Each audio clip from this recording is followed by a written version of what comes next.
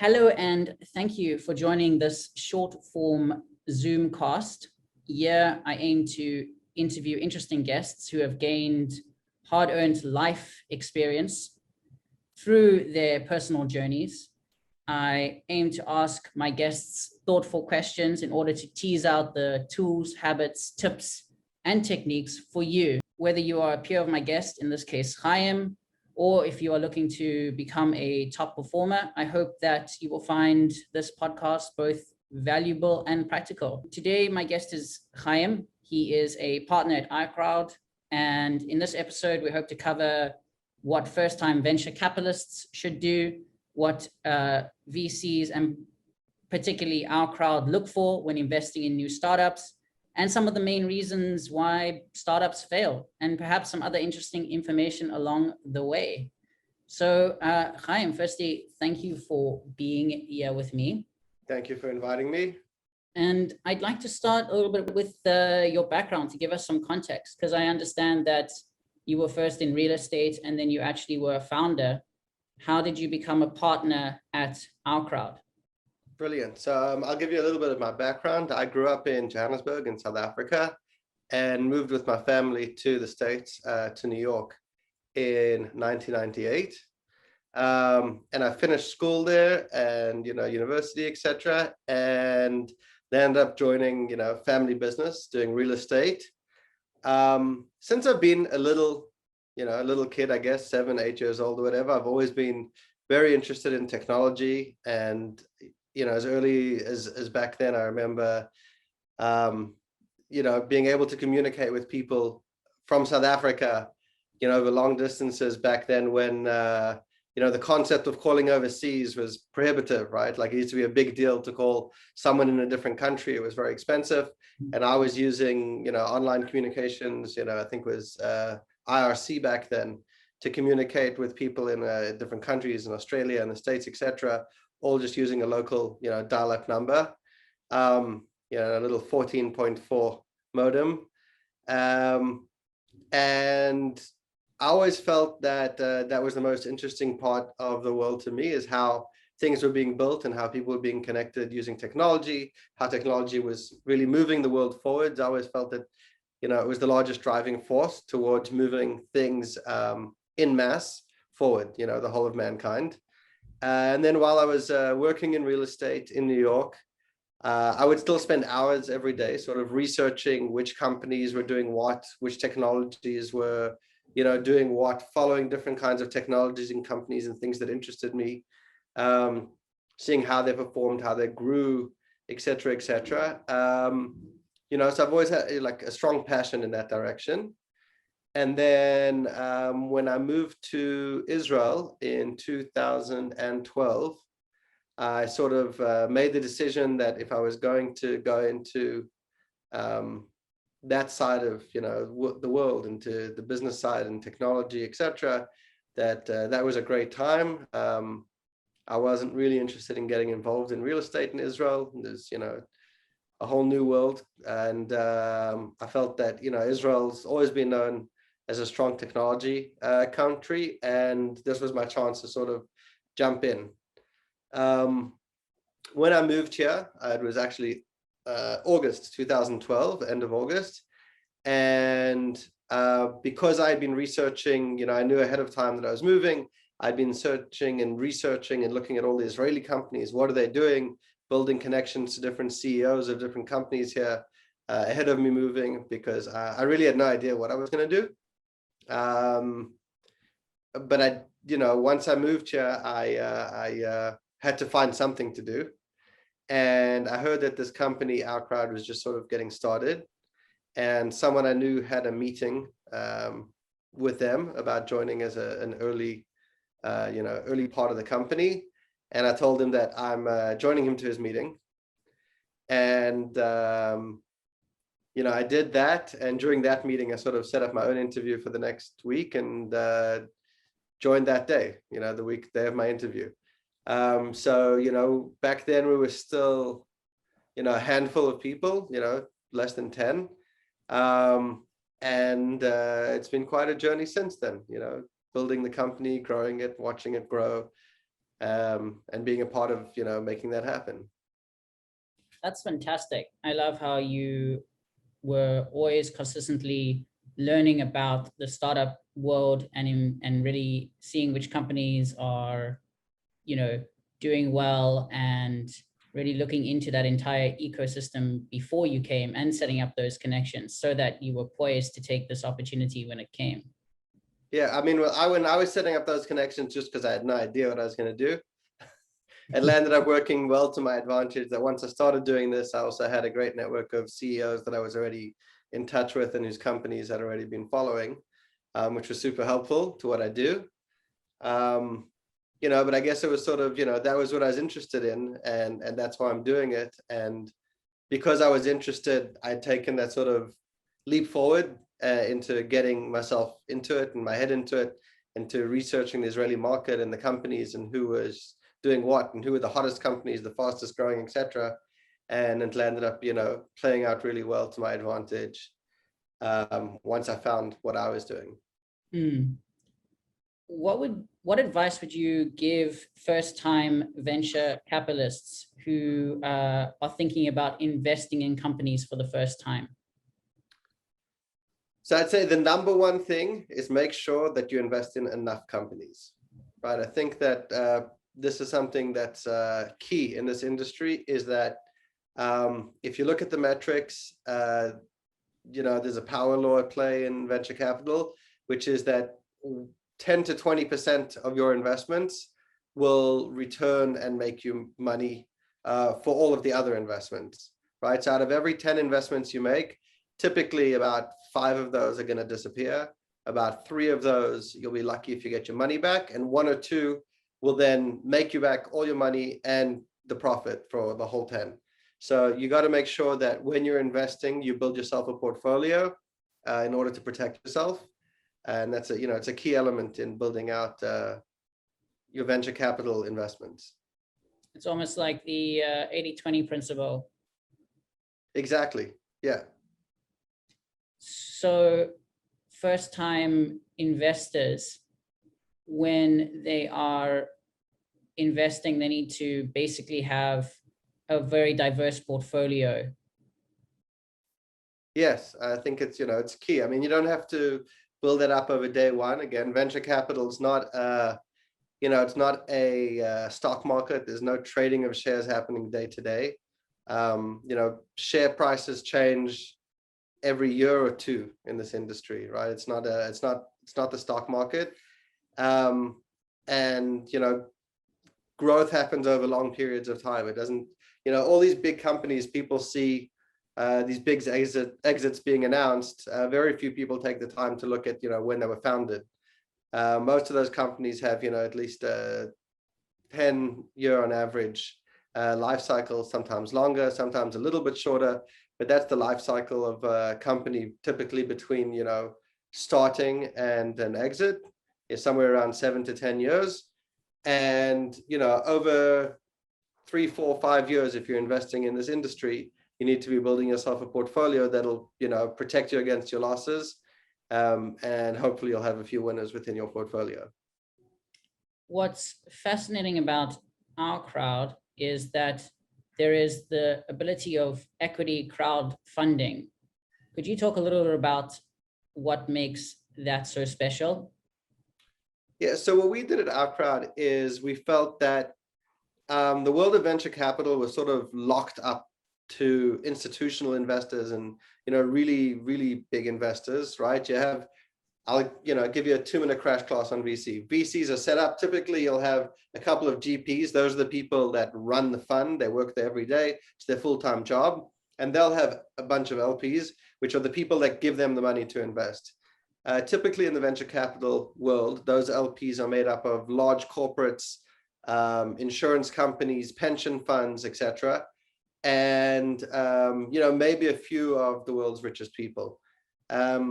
And there isn't really much access for even well-to-do everyday people to invest in the asset class, right? So you might have a few people who know someone, their uncle, their nephew, their brother, their sister, who are starting something, and they might give them a few bucks and sort of be exposed to that, but they have no real way of finding and companies at large, doing due diligence, negotiating the deals, getting the kind of terms that VCs will get, buying preferred stock instead of common stock. So we decided to put together a model which is sort of a hybrid, where we have an investment team and we are the GPs of that. And using the internet as a platform, we enable, tens or hundreds of thousands of LPs to look at the investments that we've found, researched, due diligence, negotiated, etc. They get to invest into those companies at the same terms as we're investing, and at venture, and those are venture terms, more like the venture capital terms that other VCs are getting, as opposed to what an angel would be getting. And then post-investment, we also manage that investment for our investors. We give them quarterly updates on their holdings, etc. That's incredible, because you invest in the same companies that you offer to everybody else, the other LPs. Yeah, so every single company that we've offered to our LPs, it's to join us in the investment. We've invested in every single one of those companies. We're not a broker or a banker. We're investors, and we're offering our LP base to join us in the investment. So interestingly enough, you see hundreds of startups a month. I think I read about 3,000 a year. When you and your team are deciding to invest in a startup, what's your investment checklist? Like, can you take me through a little bit of your due diligence? Yeah, so I mean, I think that there's the obvious things, right? You have to have a strong founding team and a strong management team, people that you want to give your money to, and you're going to trust them with it. You believe in what they're doing and their vision, and depending on the stage of the company, if it's got a little bit of traction, how their execution to date has been, how well they've executed on their previous goals. Very often, a lot of this has to do with contextual understanding. So lots of investments that we've made are companies that we've been in touch with for a couple of years before making an investment, and we've actually been able to see how they progress over time, based against not just what they tell you, but based against their previous goals and challenges and what they've set out to do, and you see how they then perform against their own goals over time, right, before making an investment decision. So the team is, I know everyone always says it, but the team is number one, because in the end of the day, that's who you're giving. You're giving money to people, and those people have to manage your money. You have to believe that they have your best interests at heart, and that they're spending it in the best way possible. I'd say you need to make sure that you understand the market you're investing in, right? So either it has to be a big and growing market, or it has to be something that you believe is going to be big and growing, right? So there could be emerging markets. If you're investing a bit ahead of the curve, you have to sometimes look at indications that a market is going to be a big and growing market, even if it might not be obvious at the time you're making that investment. We have to like the deal. We have to think that, what we're investing in is a good value deal. So it doesn't necessarily mean expensive or cheap. It means that we believe that based on where the team is at and their current traction, the market they're in, the size of the opportunity, that our price of entry still leaves a lot of room for us to make money. I'd say that a lot of it has to do, again, with the contextual understanding. So when you're looking at, hundreds of companies every month, even though you'll end up investing in one or two, you have this understanding of having gone through, looking through all those other companies. You look at companies that are working on similar problems, and you understand how all these people are taking a different approach, right? What's their approach to fixing that problem? Because very often you'll see problems that come along, and multiple companies are working to solve those same problems. And you'll see them sort of batch together, in the same sort of couple of months time span. You'll see a bunch of people working on a similar problem solution, and how they think about it, how they go about it. And then you use all that education to sort of do the due diligence and explore the investments that you're looking at. Again, what else are we doing when we're doing due diligence? So there's understanding, how the company plans to spend that money, right? So understanding their budgets, their forecasts, the financial due diligence. At OurCrowd, we have, an HR consultant who works with us. We have a lot of industry experts. So if I'm looking at a cybersecurity company, for example, I can understand about the business and the numbers, etc. But then we have, specialists in cybersecurity who will help guide us and explain to us, whether that company is playing in a problem that the customers see as a problem, right? Where there's going to be a big enough market for that problem. The same thing for medical. We have a whole bunch of medical partners and an advisory board for our medical team, where if we're looking at a medical company, they're giving us advice on whether we should be making that investment or not, and whether that's a problem that there's enough doctors see as a problem, and whether they would use that solution. So speaking to industry experts is always key. And for a company, you want to speak to either potential customers or existing customers, or if you can both, to understand why they're using or why they would use this solution, if it's replacing an existing solution that they're using, or they haven't tried something else before, and that'll help you learn about the competitive landscape. You always need to understand who the competition is. So who is the company competing against? Are they looking for, grabbing market share from an existing incumbent? Are they creating a new niche? So these are areas you have to understand. And then you sort of have to look at all of that information combined and make a decision about whether you believe that this is a good investment opportunity. I love that. And two interesting things that you said over there. First one was the team.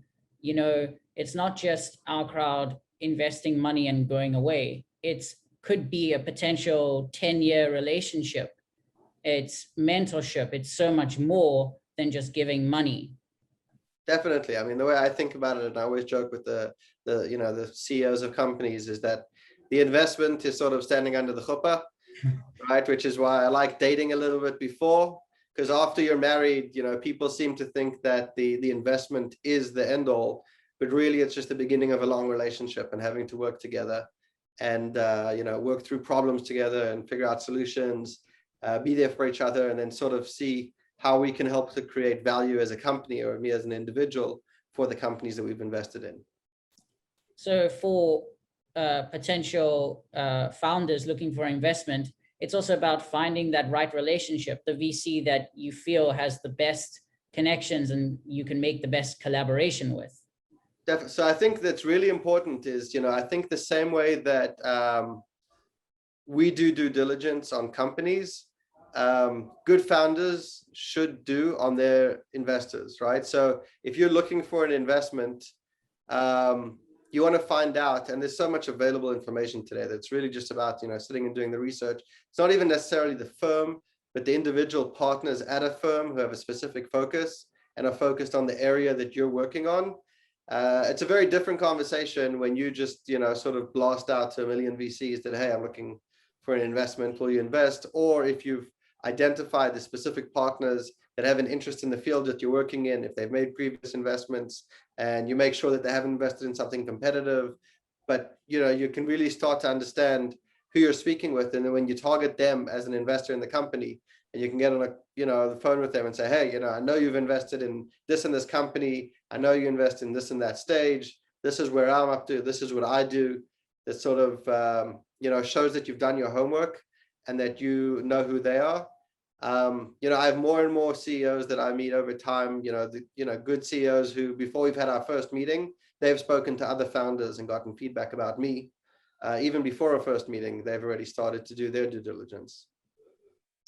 I love what you said about the fact that it may not be now for a founder, but it could be later. You look at all of the companies that are tackling a particular problem in an industry, and is it possible, has it been in the past where you haven't invested in a company, but they've come back to you and they've met their metrics and then you've invested? So I'd say that for me, if I meet a founder and I like them, I'll start a relationship. It doesn't necessarily mean that I'm going to invest now or later, but it means that I'm happy to sort of learn more about them, keep in touch with them.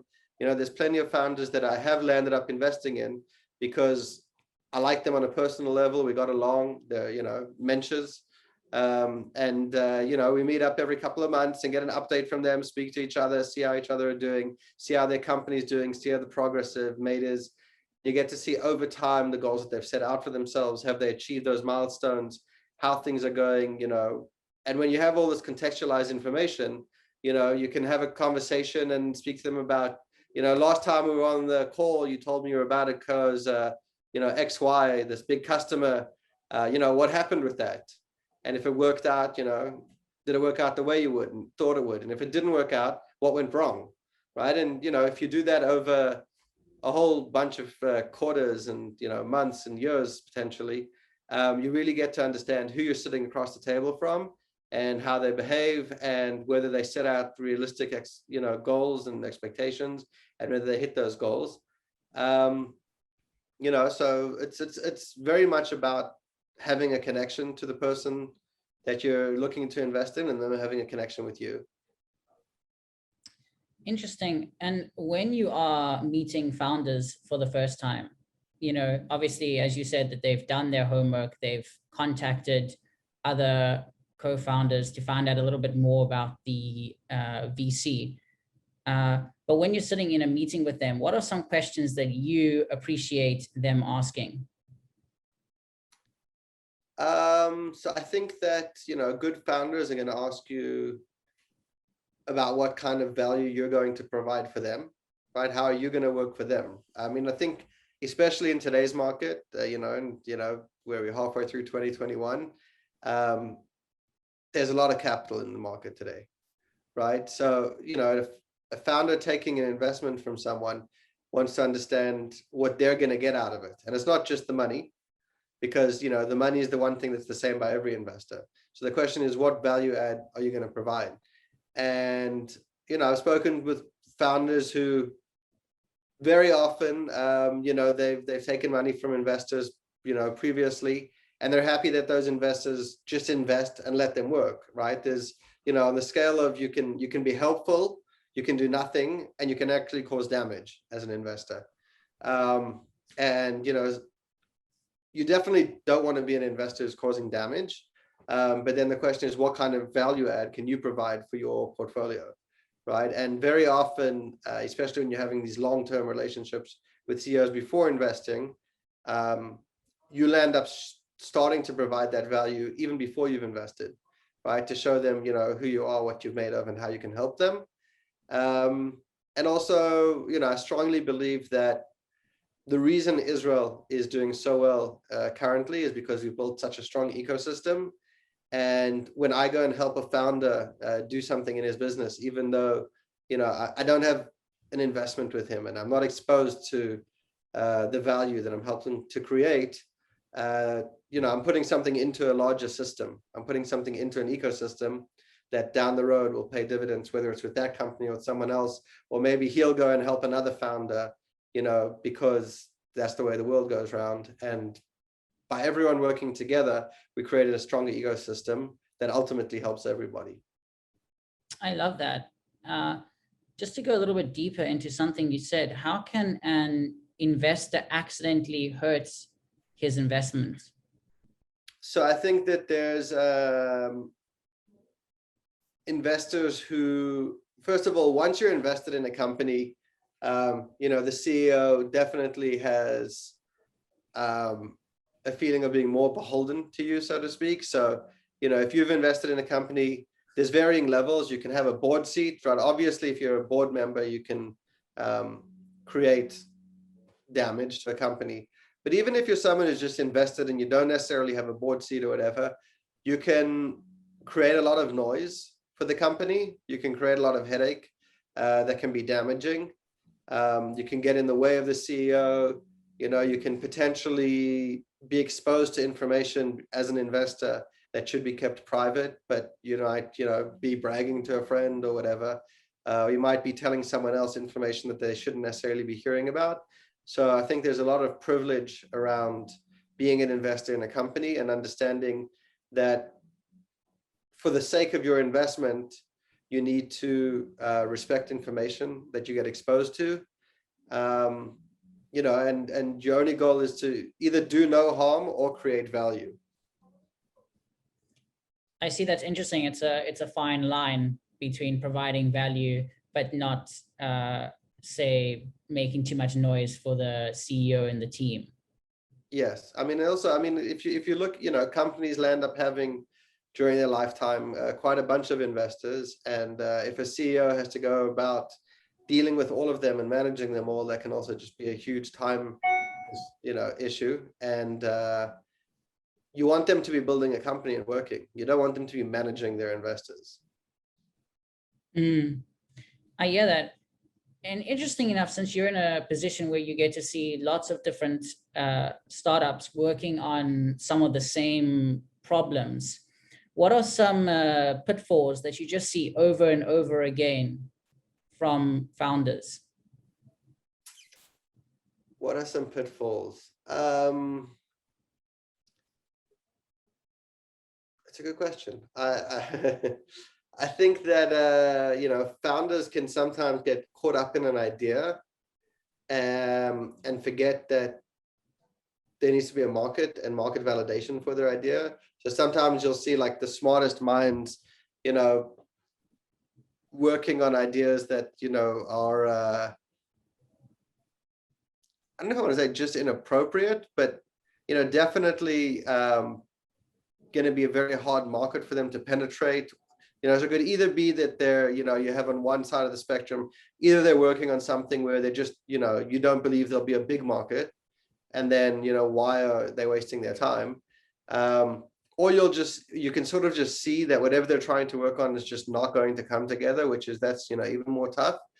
And on the other hand, you'll see people who are, directly competing with the giants on something that the giants are, super strong at. I don't know, I'm going to give like a random, example is someone starting a photo app that's going to compete with Google Photos, for example, right? So there are players in the field and there are going to be competitors. I don't think you can plan to be David and Goliath, right? It happens when it happens. I don't, it's not necessarily a goal to set out to be, unless you already have some really, really unique angle that you're coming across and some reason that you believe that you can topple the giant. It's probably best not to be throwing stones at a giant, and seeing the reaction.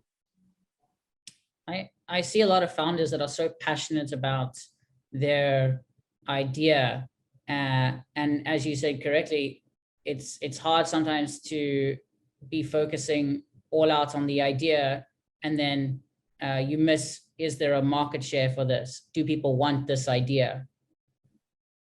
So yeah, I mean, I think that a big part of good founders is when they're starting to think about an idea, typically called the ideation phase. It shouldn't just be about ideation. It needs to be about ideation and then validation, right? So you need to, before speaking to investors, you need to sit down and speak to, first of all, just speak to your family, speak to your friends, speak to other people, get some feedback. If you're going to be selling something, figure out who the customer is, try and figure out who in your network or your network of networks can help you speak to a potential customer and validate that there's a need for the idea that you're working on, right? You don't want to, find yourself having invested your time and your effort and your energy into something to find out a year or two down the line that what you've been building wasn't required by the market that you're expecting to build it for. You're right. You need to validate that the market is there and that the customer exists, or the user, or whatever it is for that particular application. And then when you go about building it, you can start getting feedback from them. Many companies have that, they call them design partners, right? So as you're going through something, you'll find a company who is your target customer and work with them as your design customer, right? Meaning that you're building for them something that, the perk for them is you're building something that they'll need stronger aligned with their needs. And for you, you're getting to speak to a potential end customer and build out their set of needs. And you might have multiple design partners so that you have a broader base of customers that your product will be ready for. That's a really interesting way at looking at starting a business, finding a partner with the solution that you need and building the solution with them? Well, yeah, I mean, ultimately, you know, if you're going to sell something to someone, you need to be selling something that someone needs, right? So even if it doesn't exist and they don't have it today, you need to be speaking to them and communicating with them as potential customers and asking them what it is their needs and understanding their needs, and then building something that ultimately they will find value in and pay for. That's really interesting. And maybe we'll end off with this. If somebody is looking to contact you specifically, what would be the best, most convenient way for them to do that?